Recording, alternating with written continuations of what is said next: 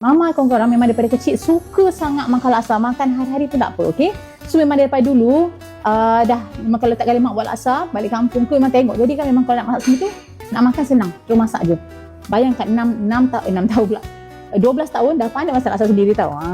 Kita masukkan air rebusan ikan. Dan juga ikan ni dah siap-siap lah. Kita dah prepare siap-siap. Okey.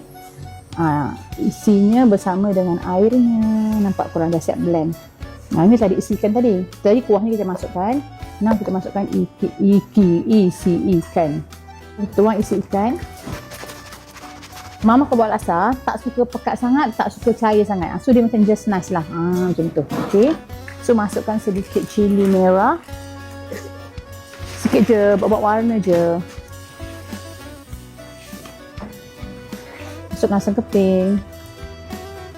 So kita tunggu mendidih dalam korang. Ini sebelum kita masukkan garam. Dan sekali masukkan garam, okey? Garam secukup rasa. Dah siap dan korang tunggu mendidih je. Lepas tu korang dah boleh makan. Makan dengan biasalah salad dia. Timun, bawang, telur.